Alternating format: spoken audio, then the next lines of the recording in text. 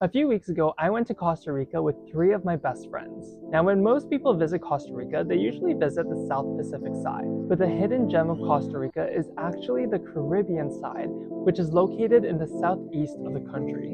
And so in this video, I'll share my honest opinion on whether you should visit the Caribbean coast of Costa Rica, what is there to do, how much things will cost, and what I do differently. Let's get into it. Okay, so let's talk about why you should even consider going to the Caribbean coast of Costa Rica. One of the main reasons why I decided to visit the Caribbean coast of Costa Rica is because of its weather. So Costa Rica's rainy season goes all the way from May to October, and with its dry season from November to April. But in the Caribbean side, it's actually the opposite. The months with the least amount of rain in the Caribbean coast is actually from September to October. My friends and I wanted to go on a beach destination vacation between September and October, and so the Caribbean coast of Costa Rica was actually the best choice, even though technically in Costa Rica it was still in the rainy season. And so when we were there on the Caribbean coast of Costa Rica, it only rained a handful of times, and if it did rain, it would just thunderstorm and rain super hard for only about 1 to 2 hours. The second reason why you should consider going to the Caribbean coast of Costa Rica is because of the cost. The Caribbean coast of Costa Rica is a lot less touristy than the Pacific side. And so that means a lot of the costs like food and accommodations are not as inflated. When we were there was a lot of cheap food with really great prices and portions, but we'll get into the details of the cost and exactly how much we spent very shortly. And the last reason why you should consider going to the Caribbean coast of Costa Rica is because of the vibe. Last year I went to Honolulu, Hawaii, and it was so touristy. There were tourist shops everywhere, there were tourists everywhere, but when we were in the Caribbean side of Costa Rica, we actually didn't see that many tourists. There were no lineups for any of the tourist destinations or restaurants, and the beaches were pretty empty. And so if you want to go to a place with really great weather, reasonable prices, and avoid all of the tourists, then you gotta go to the Caribbean coast of Costa Rica. Okay, so let's say you're convinced and you want to go to the Caribbean coast of Costa Rica. Let's talk about some of the things that you can do when we were there. So my friends and I flew in from Toronto and we landed in San Jose. But for the first 2 days, we decided to spend it in a small town called La Fortuna.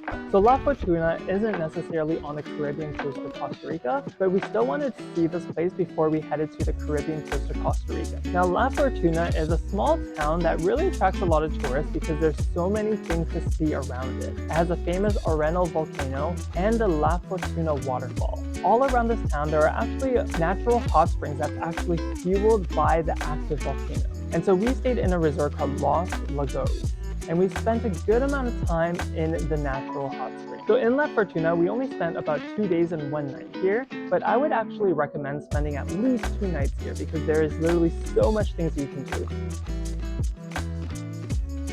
So Puerto Viejo is a beach town with many different restaurants and shops, and of course, it's located very close to the beach. We stayed in the center of Puerto Viejo, and we were still only about a 10-minute walk away from the beach. On one of the days, we decided to go on a snorkeling excursion to Cahuita National Park. And the reefs here are actually protected, and so you can't go snorkeling on your own. You have to do it with a legitimate tour.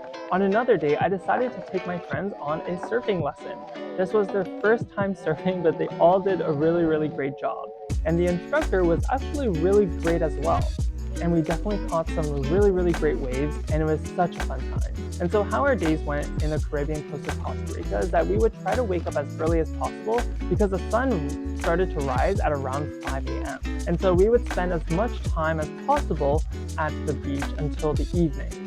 And then in the evening, we would go back to our Airbnb, have a shower, get dressed, and then head out to the main part of the town. And there are so many different restaurants to choose from.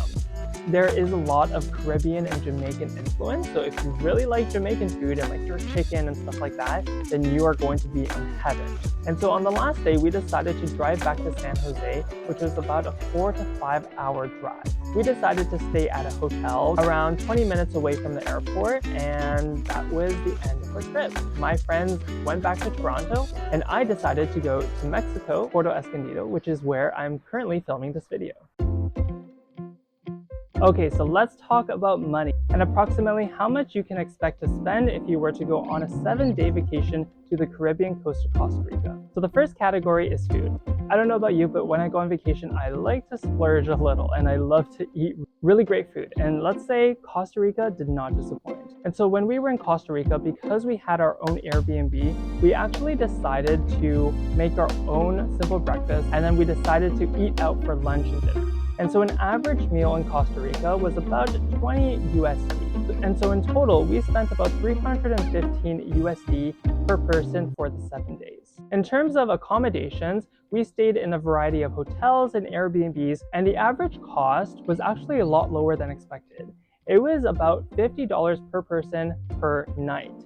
So in total, we spent about 350 USD. And the reason why this was a lot lower than expected is because when you travel with a group of people, you're able to split your accommodation costs. In terms of activities, we spent a total of 125 USD. Our surfing lesson was about $80 USD. Our snorkeling tour was about $40 USD per person. There is also some costs associated with visiting the Arenal volcano and the La Fortuna waterfall, as there's an entrance fee in order to go in. So travel was definitely our biggest expense, with a total of $900 spent per person. This included our flight to and from Costa Rica, which was about 620 USD. And also our car rental, which was about 280 USD per person. Now, surprisingly, we didn't actually spend that much money on gas. Our car was super gas efficient, and we were able to get from San Jose to La Fortuna and La Fortuna to Puerto Viejo on just one full tank. And the last category is other, which is just spending on other things like souvenirs and knickknacks. And so in total, for the whole 7 days per person, we spent about $1,840 USD. And so Costa Rica is definitely not a cheap country to visit, but we were able to save a lot of costs by going in the off season, as well as going to a place that is a lot less touristy, where the prices haven't been inflated too much. And compared to other places like the US, Costa Rica is definitely very reasonable. Last year, with the same group of friends, we actually went to Hawaii, Honolulu, and we almost spent double of what we spent in Costa Rica. Okay, so let me give you my honest opinion of what you should know before you go to the Caribbean coast of Costa Rica. So the first thing that you should know is that driving there is really rough. On this trip, we drove everywhere. We drove from San Jose to La Fortuna to Puerto Viejo, and then back to San Jose. And on this trip, we literally almost died. So the thing about Costa Rica is that they actually don't really have any highways. They just have one road going one way and then the other road going the other way. And the thing is that if you're behind a car or a truck or a tractor that's super slow, in order to pass them, you actually have to go onto oncoming traffic and then try to pass them. And so we had to do this quite a few times, and let's just say that there were some really close calls. There's also a lot of construction on these roads, which caused a lot of road closures and a lot of traffic jams. Another thing that you're probably wondering about is safety. So safety in the Caribbean coast of Costa Rica is actually a lot more safe than I thought it would be. And so in Puerto Viejo, we kind of stayed in the main center of the town, and all around us were people like expats and digital nomads, and I honestly felt really safe. All of the local people that we encountered in the restaurants or like meeting on the street were all super nice, and I felt super comfortable to walk around at night. And so if you're planning to visit the Caribbean coast of Costa Rica, this place is for people who want to avoid all of the tourists, people who love nature and spending time on the beach, and also for digital nomads and expats. When we were there, I saw so many digital nomads just working on their laptop in a nearby cafe, biking around the town, and it's definitely a place that I would love to visit for at least 1 to 2 months. And so this is an overview of my 7-day itinerary to the Caribbean coast of Costa Rica. And I hope this video helps you to decide whether you should or should not visit this part of the country.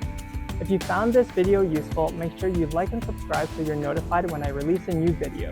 I'm currently in Puerto Escondido, Mexico. And so if you want to see what life is like over here, then make sure you're subscribed, because I'll definitely be making some YouTube videos about this really amazing place. If you have any questions or comments, let me know in the comments below, or shoot me a DM on my Instagram at Michael Lee Kim. That's it for today, guys, and I'll see you in the next one.